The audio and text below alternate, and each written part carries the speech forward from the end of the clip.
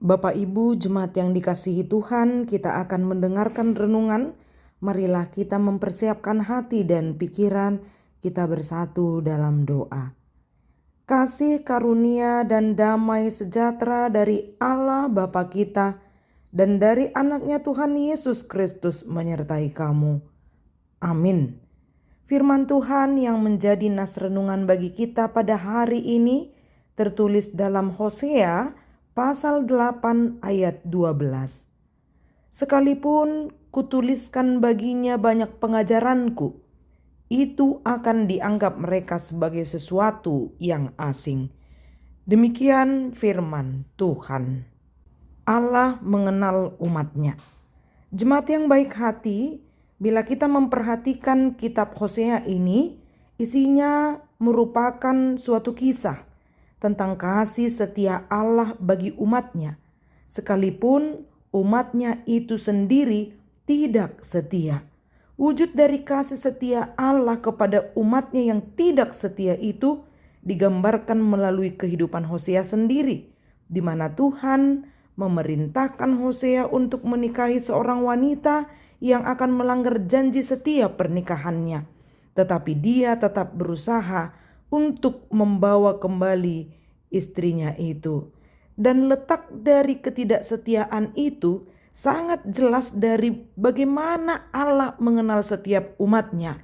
Sehingga dikatakan, seberapa banyak pun pengajaranku kepada mereka, firman itu tetap mereka jadikan sebagai sesuatu yang asing. Saking bebalnya kehidupan mereka, Allah mengenal mereka. Allah terus mau memberikan kasih-Nya dan juga mau memberikan pengajarannya kepada umat saat itu. Sekarang bagaimanakah kehidupan orang-orang yang telah mendengarkan pengajaran namun tidak mau melakukan firman Tuhan? Tentu orang-orang yang demikian disebut dengan orang yang bebal, yang tidak mau mendengar kebaikan, kebenaran untuk menjadi pegangan dalam kehidupannya. Sungguh sangat disayangkan bila ada di tengah-tengah kita juga yang tahu hal yang benar, mendengar hal yang benar berdasarkan firman Tuhan, namun tidak melakukannya ataupun tidak mau membicarakannya, memperkatakannya kepada orang-orang di sekelilingnya. Seolah-olah pengajaran itu seperti radio yang rusak-rusak, yang tidak berguna, padahal pengajaran ini mengarahkan mereka untuk tahu yang benar, meninggalkan yang jahat, dan juga supaya mengubah kehidupan orang-orang yang jahat menjadi orang yang baik.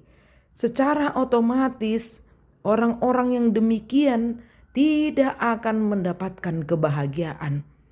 Kalau kita mendengarkan pembacaan epistel, kemudian diikuti dengan doa dengan dikatakannya berbahagialah orang yang mendengar firman Allah serta memeliharanya. Maka mereka bukanlah orang yang berbahagia. Kita yang masih sadar bahwa hidup ini adalah dari Tuhan.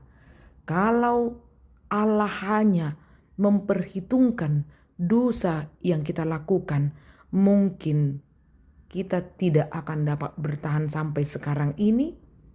Dunia ini tidak akan dapat dilanjutkan, dan bahkan kita tidak lagi dapat menikmati setiap hari-hari yang diberikan Tuhan.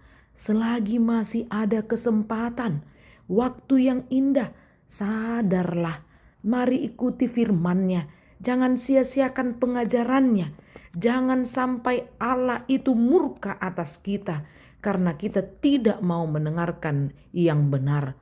Bila ada orang yang lebih rajin mendengar daripada berkata-kata dan mau mendengarkan firman Tuhan, hidupnya akan dituntun oleh firman itu sendiri karena Allah bekerja di dalam kehidupannya.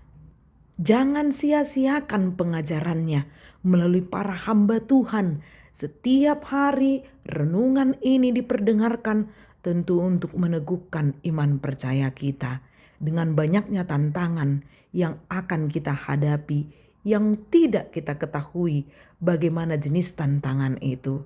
Tetaplah siap sedia mau mendengarkan supaya firman itu menjadi dasar dari imanmu. Amin, kita berdoa.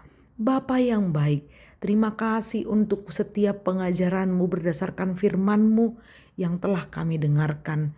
Ingatkan kami untuk tidak membuat itu menjadi sesuatu yang sia-sia, tetapi menjadi hal yang berguna untuk menuntun kehidupan kami sehari-hari.